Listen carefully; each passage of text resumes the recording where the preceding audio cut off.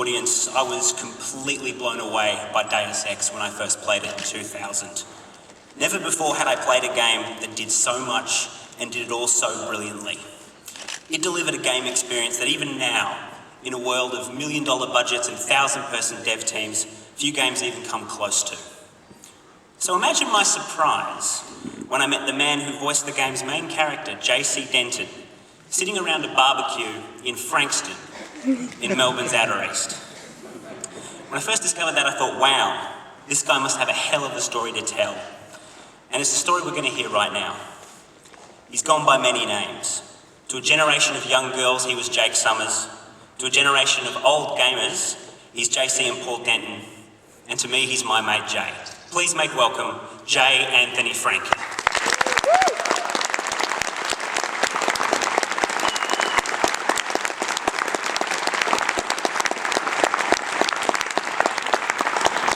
And also joining us today is James O'Connor. James, coming up, mate.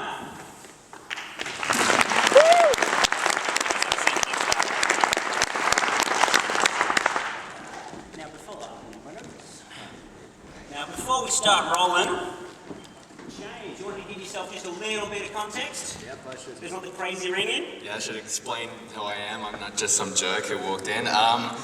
Okay, my name is James O'Connor, and I only recently discovered Deus Ex well after everyone else. I was scheduled to interview Warren Spector, and I was drinking with the editor of PC Power Play magazine, and I told them I had never played Deus Ex. And they gave me dagger eyes, so we continued to drink well into the night, and eventually I said I would play it if they commissioned me to write about it. This led to a 15-part series in PC Power Play called Deus Inexperienced, which was about me playing through Deus Ex for the first time. So I have written a great deal about Deus Ex. I love the game, and I am very happy to be here. Thank you. All right, cool. So we'll get started. How's everybody doing today? All right, so before we talk about JC Denton, you have to just slightly mention Jake Summers. Now, so Jay, for those who aren't familiar with it, what was California Dreams? California Dreams was a sitcom in the early to mid 90s, based around a group of kids in high school who had a band. They had a place they hung out called Sharky's, which let's go back to Happy Days. Same setup. And I played Jake Summers, the motorcycle rider, Fonzie of the 90s, basically. So, Do you still have the jacket? I gave the jacket to a friend of mine's niece for her birthday, and she lost it or got stolen or something. Oh, so. God. All right, cool. So when that finally wrapped up, because you were on that one for a while. You were on that for about 5 years. Yeah, we did, I think, 5 seasons. Cool. And so good run. So what made you move what made you change challenges rather from acting to video games? How did that progress? Well, the show ended, and I don't know if you guys know the party scene in Los Angeles, but back in those days, probably still today, it's very easy to get in over your head with things, so I kind of got to a point where I was like, I just need to step back for a bit. And a friend of mine came home and one day, or came to the house, roommate, and said, hey, guess where I'm working? I said, where? He said, Activision. I said, what? Because I'm a gamer. So I applied to Activision and got the job at Activision. So that's where I started. And I think that was in 96 or 97. Cool. And so that, of course, led on to, let's change slides. Can't see it. Where's it gone? There it is. All right, so that led to you working at the now quite infamous Ion Storm. Ion Storm, with, yeah. With John Romero. Now, can you talk us a little bit about the Chase Tower? I'll look up that one. So that was Romero riding high. He'd been given, I'm going to mispronounce his name. I think it's James Kushner's book, Masters of Doom, is correct. Yep. I think Romero had been given something like $13 million to set up Ion Storm. I have no idea. Well, that's mine. That's fine. And he'd spent, I think, something along the lines of $3 million renovating the top penthouse level for you guys. It was very well renovated. It was a playground up there. Yeah, it was very nice. Yeah, but the context there, I think, was it was a wonderful, beautiful building that practically wasn't really useful for doing video games, was it? I would say it was probably more like how Google is now. But at the time, I don't think we knew how to deal with that. You know, we didn't, you know, to us, productivity and having a lot of things to play with didn't really go hand in hand. But at the same time, people did work hard and we did get the jobs done that needed to be done. But it was a hell of an office, actually. So. Yeah, because I'd heard that there was the glass surrounding the building there. That was a bit of an issue. Well, if you look at the arch that is the top of the building, that is actually glass overhead. So basically, the guys washing the windows would be up on top of that building with suction cups and ropes, washing the windows. And I thought, well, I could be doing that job, so I'm pretty happy here. Saw a guy lose a sandwich while he was up there eating his lunch. So that was pretty fun. All right, cool. And now you worked on, it's in the corner there, you worked on the quite infamous Die Katana. Yeah. Before we move on to talking about Deus Ex, can you tell us a little bit about making that, you know, now, it's infamous. It's infamous. Infamous game. You know what, I don't think it's nearly as bad as people say. The first few levels are interesting.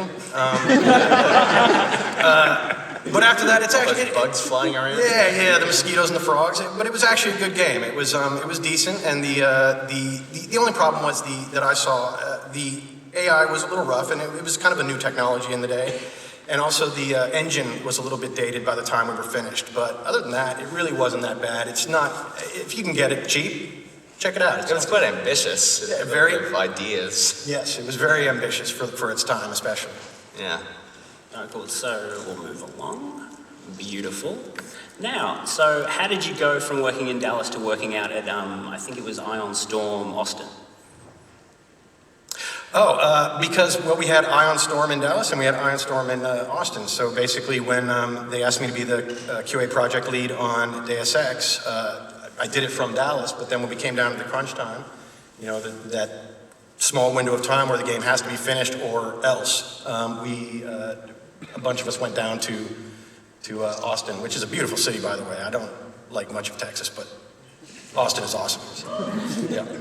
All right, cool. So initially, what was your role on Deus Ex? My initial role was a quality assurance analyst and the lead at that in the office that I was in. So there was another lead in the Austin office and another lead in the San Francisco office. And when you say, can you elaborate a little bit? So what specifically does QA do? So you're essentially just playing the game, making a problem here, problem here? Usually it would consist, if I was just testing, I would be just testing and documenting bugs. But as a lead, basically I was implementing test plans that I had written or test plans that somebody else had written. It just depended on who was doing what at the time. But implementing those, making sure those were done, and making sure that the game was as faultless as Deus Ex was, which was actually pretty well done. So how did you playing JC Denton come about? Were they aware of your acting past, or did they just kind of pop up? Oh, they were very well aware of my acting past. In fact, it was a running joke in the office, pretty much. It was like, there's our California dream boy, you know. So, no, they were very well aware of it. So once you got given that role, can you talk a little bit about the sort of were you given specific direction? Because I know that it was a little bit there, your JC Denton voice. Well, maybe a little bit of... Well, I was given the script, and I looked at it and kind of decided on where I wanted to go with it. And then I went out, because we were doing so many hours constantly at the Iron Storm office, we also went out for many drinks. So like I've told people before, you know, this was like 16 years ago, so if I don't remember something, I've had many beers since then. But basically the producer of Deus Ex, we were having drinks and said something like, give me your best, gruff voice or something like that. And I think I pulled out the old Duke Nukem, rip off your head and shit down your neck kind of thing. And he was like, that's it.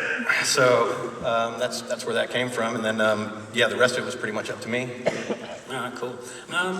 Why were you given Paul as well? Was there any specific reason? Oh, well, I think Paul was the twin brother, right? So they wanted him to sound somewhat similar. So I think Paul talked with this voice and JC talked with this voice. And so they wanted him to sound somewhat similar, at least related. All right, cool. I'm wondering, when you are performing a character like JC Denton, obviously Deus Ex is such an open game that everyone ends up with a slightly different idea of who JC is. They end up making different decisions.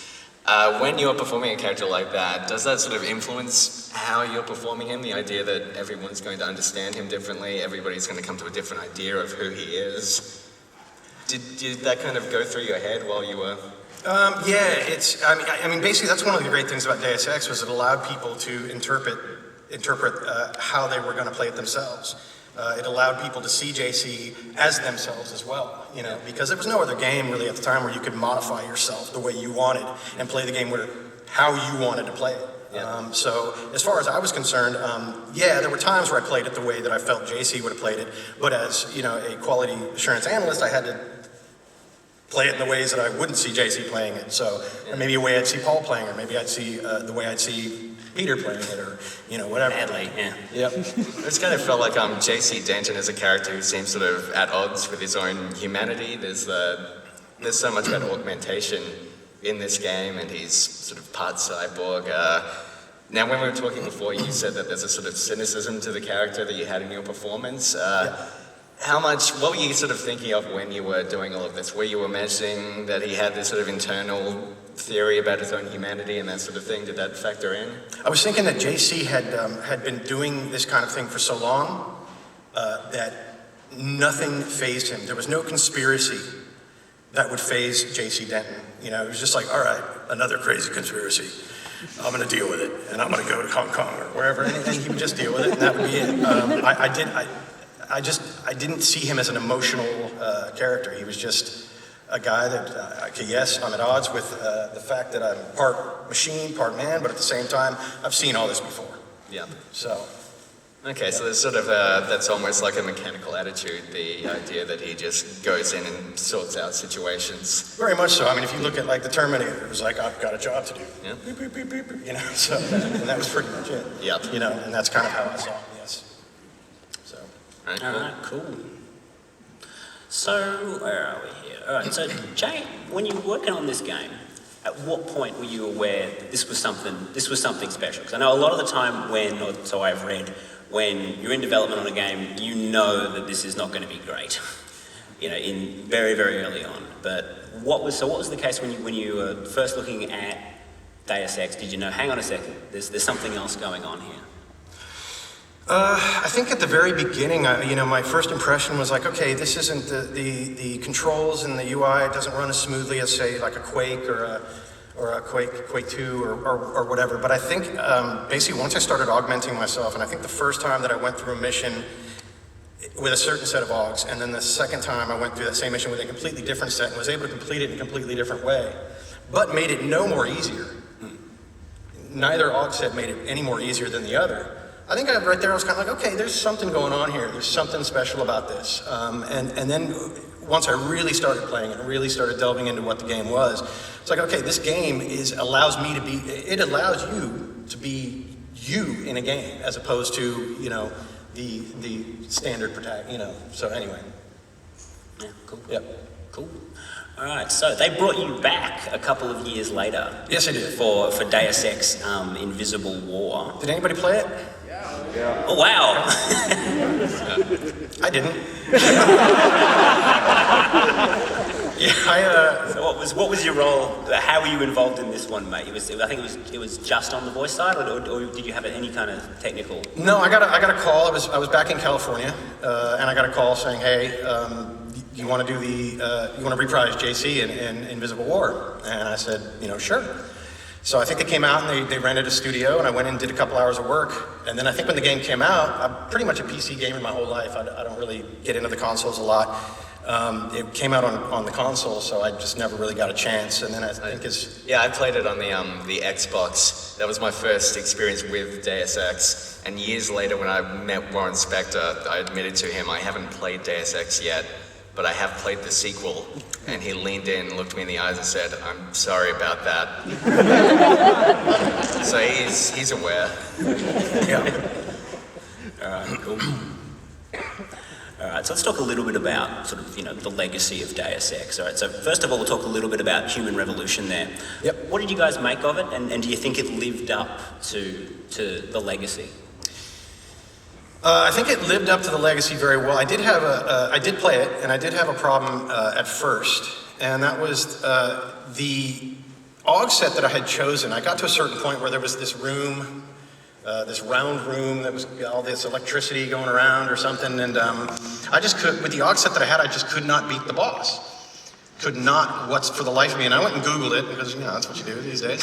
I went and Googled it, and everybody's, oh no, you need this AUG and that AUG. And I was like, well, that's kind of strays away from the original formula that we had. And I did hear, however, that they patched it, or they released it. There's a director's cut. They made it so you could kind of bypass the boss fights, I think, or you could do, I think you could use hacking skills to defeat the first one, things like that. Okay. You don't have to just straight up fight them. Yeah. But the boss fights in that game are not great. Okay.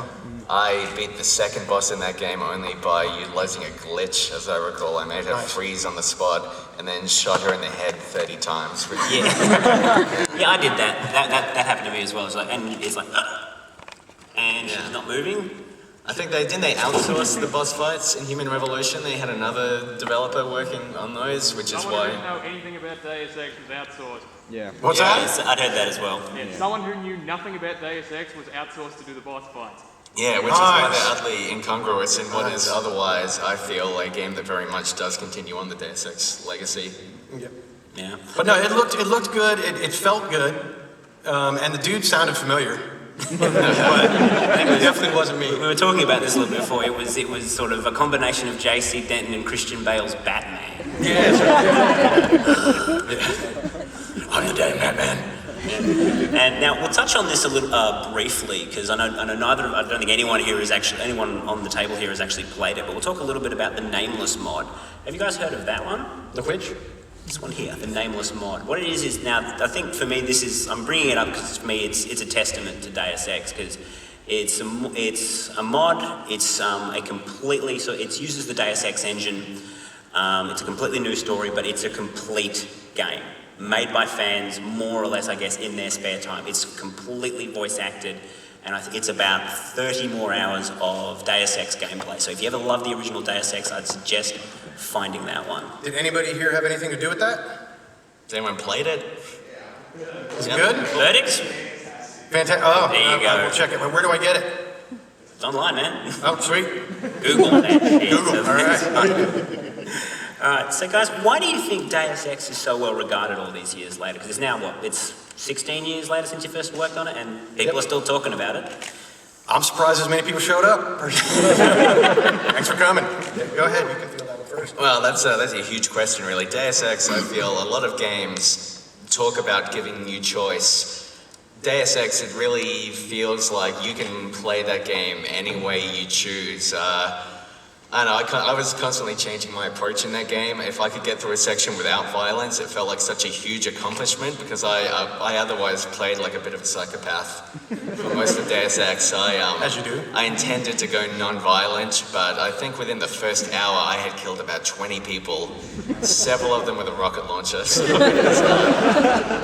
it's the kind of game I always, I thought from a design perspective, Deus Ex is phenomenal. It always gives you the exact tools you need to get through any situation, and yet it always seems to be restricting you to a point where it's never easy to progress, but you always have enough to sort of get to the next section. And every now and again it just seems to change genres or change styles. You'll wander into somebody's house, and for 30 minutes it becomes Gone Home. You're exploring somebody's house and just unlocking the secrets of their life. There's a section in Paris that feels like a sort of underground spy thriller, and just the way Deus Ex jumps around between styles and just does it so successfully, I think that's a large part of the enduring legacy. What about you? What do people say to you when they come up and berate you on the street? I think for me personally, it's just that it never forced anybody into a linear path. You never were forced to go in one direction. Here's the tools that you need for this. Go that way and do it. It was, here's all these different tools, and I can go anywhere I want and figure this out. The people that talk to me about it, I usually just get the, oh man, whoa, you're J.C. Denton.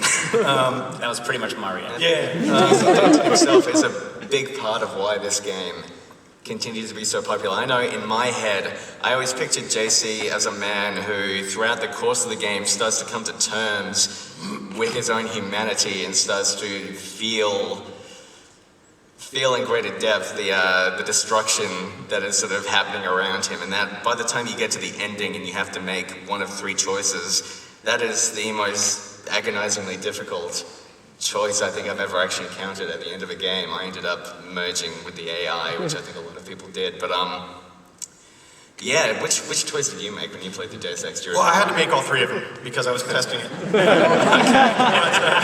But surely did you play it for enjoyment afterwards? What would you pick? What do you think JC would pick in that situation? I think you are JC. I went for the sacrifice. That's what I would have done and what I did personally. I think you made a good point. He does basically come to terms. But then again, he doesn't if you make another choice. So that's another great thing about the game is the replay value on it was just ridiculous. And everyone will come away with a different idea of who this character is. Absolutely. And every interpretation is completely valid, which I think is fantastic. Yep. Yeah, cool, totally. I also kind of think for me, the legacy of it is also its length, and because I think to rip through Deus Ex properly, I think am I wrong in saying it's something like it's at least 20 hours? I think it's probably stretch it out to 30 if you're going to find every single thing. And that's something that I think has kind of gone away in many ways, and especially with AAA titles where it's like the single player you can rip through in some cases in an afternoon.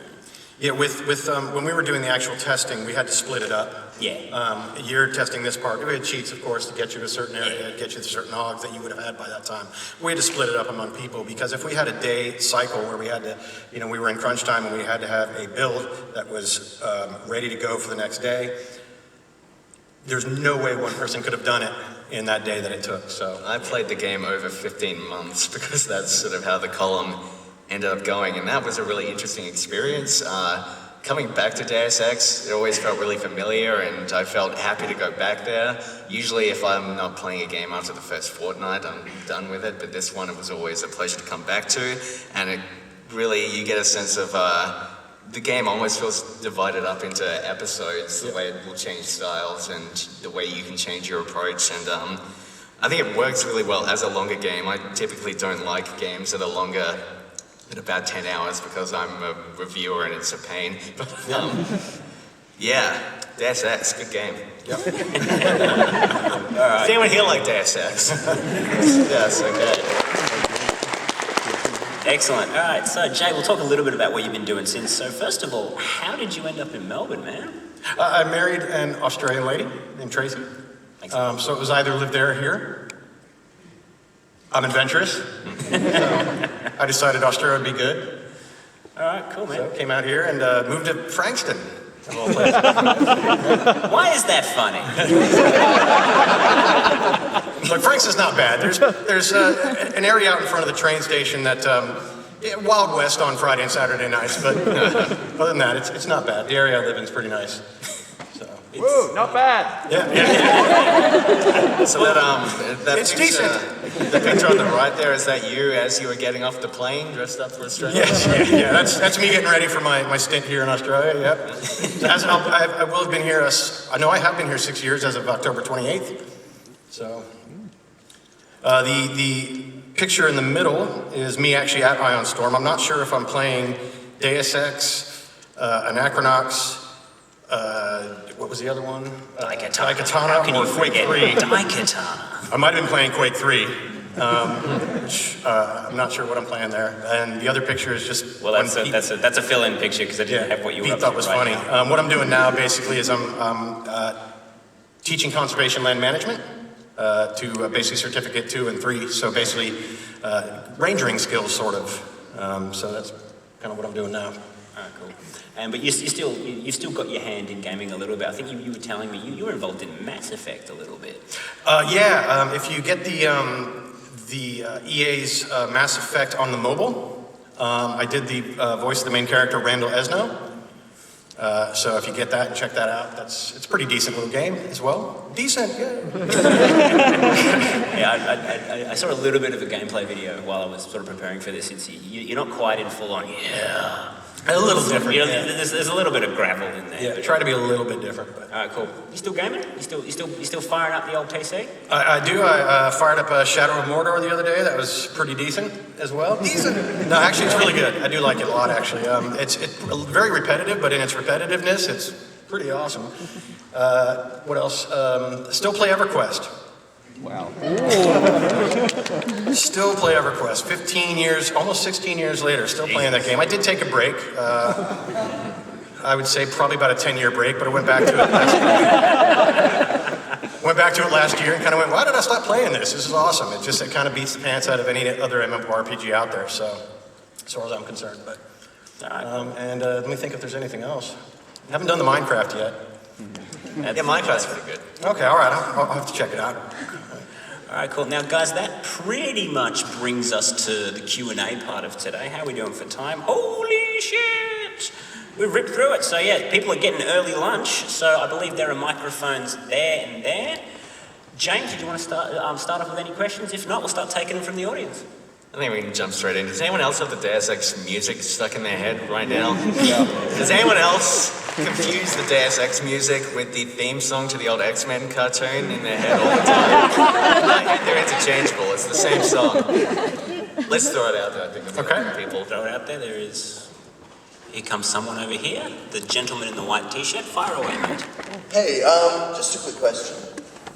When they were coming to design JC Denton, did they actually work anything from your own personal appearance? I know a lot of voice actors tend to have not just their voice in the character, but also a lot of their personality and how they look.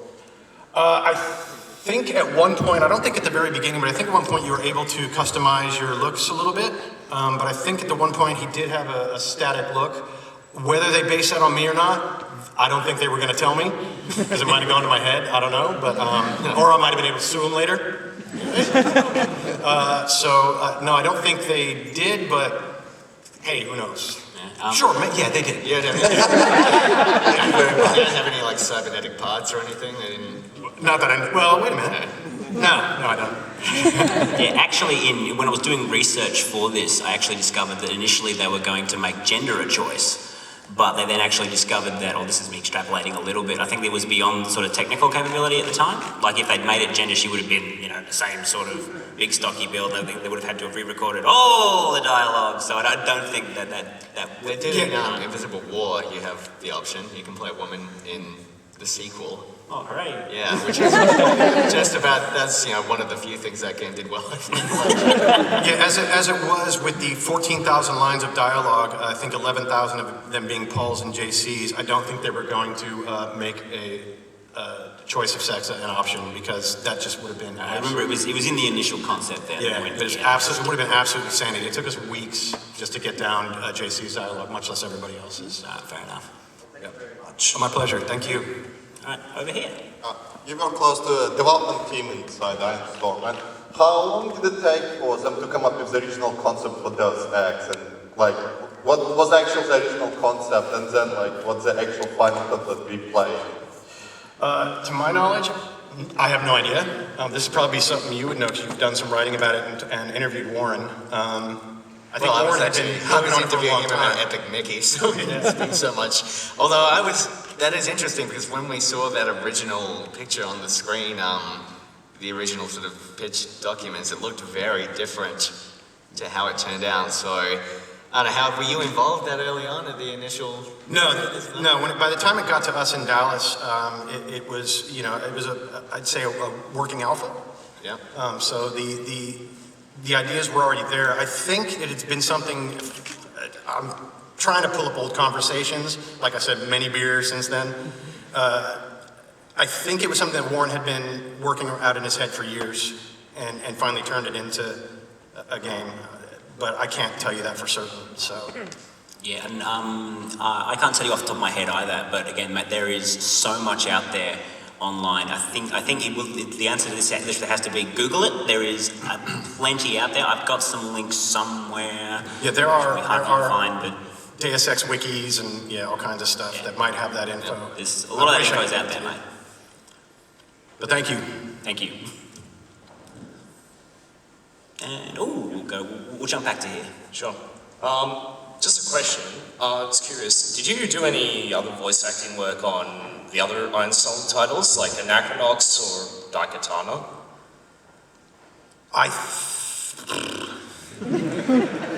I can potentially answer that question, actually. Thank you, IMDb. The IMDb says, whether or not this is actually the case, that you were additional voices on Daikatana, but there's no specific character listed. So I think I did. Daikatana, man, that we were sleeping there. So we were running 24-hour days, basically, day after day after day, to get that done. So honestly, man, that whole thing's a blur. So yeah, it's very possible that I did. That'd be great if you were like the main character. I was Superfly. I was Superfly, yeah. So yeah, I think I did. If IMDb says I did it, then I'll trust it.